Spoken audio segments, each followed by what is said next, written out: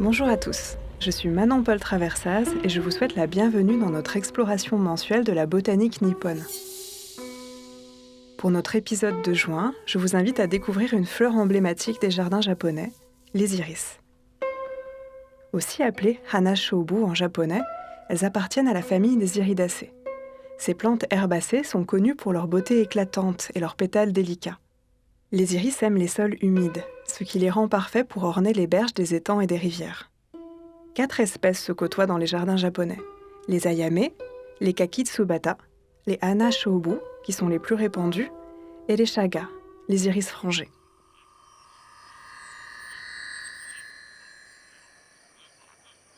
Les iris sont regroupés de sorte à créer un camailleux de bleu, violet, blanc et jaune qui se mêlent harmonieusement. Cultivés depuis des siècles, on les retrouve fréquemment dans les arts traditionnels japonais, de la peinture à la poésie. Ils sont généralement associés à la fête de Kodomo no I, ou fête des enfants, célébrée à la fin du printemps. À l'occasion de ces festivités, les familles célèbrent des iris pour protéger leur maison et apporter de la chance à leurs enfants.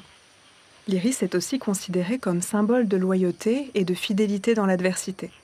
Le mot shōbu étant un homonyme des mots compétition et combat.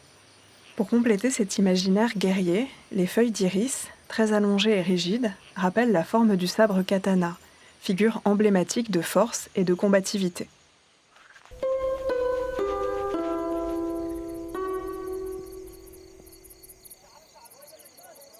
Rappelons aussi qu'iris provient du grec iridos, qui signifie l'arc-en-ciel.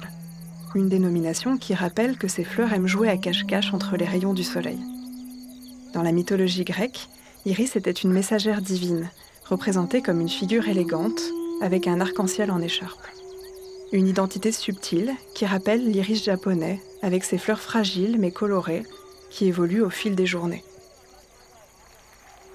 Les iris furent aussi une source d'inspiration artistique, avec des réalisations célèbres comme les iris d'Ogata ou de nombreuses estampes qui auraient inspiré Van Gogh pour ses iconiques iris peints en 1889.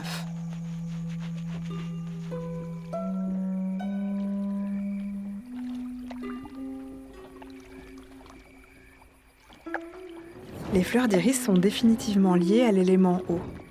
Les floraisons les plus spectaculaires font d'ailleurs l'objet de contemplations en bordure de rivière, comme dans la ville d'Itako, dans la préfecture d'Ibaraki. Plus d'1 million d'iris sont admirés depuis le rivage ou depuis des promenades en barque. Cette floraison survient durant la saison des pluies, tsuyu en japonais, dont l'idéogramme réunit les caractères prune et pluie. Ceci rappelle que leur floraison sous les averses accompagne la récolte des prunes umé. D'innombrables variétés d'iris colorés viennent alors embellir les jardins, comme pour faire oublier la morosité ambiante. En plus de leur valeur esthétique, les iris sont retrouvés dans les médecines populaires japonaises et d'autres cultures asiatiques. Les extraits de certaines espèces d'iris possèdent des propriétés anti-inflammatoires et antiseptiques. La plupart des images présentées ici ont été tournées au jardin d'iris de Yokosuka, dans la préfecture de Kanagawa.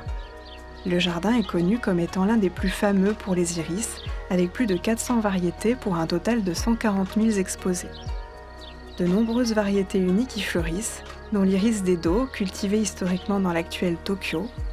On y retrouve aussi de magnifiques sujets hybrides comme l'iris de Higo, issu de l'iris d'Edo et de l'iris d'Issei, cultivé dans la préfecture de Mie, connu pour abriter le sanctuaire shinto le plus important du Japon. Voilà pour notre découverte des iris japonais, avec leurs élégantes et délicates fleurs que vous pouvez observer au jardin japonais Dominique Villard, où elles fleurissent au bord des pièces d'eau. Pour notre prochain rendez-vous, nous explorerons une autre fleur emblématique du Japon, l'hortensia. D'ici là, vous pouvez visiter notre jardin botanique et consulter le site de l'Association des Amis du Jardin pour plus d'informations. Merci de m'avoir écouté et à bientôt pour une nouvelle aventure florale.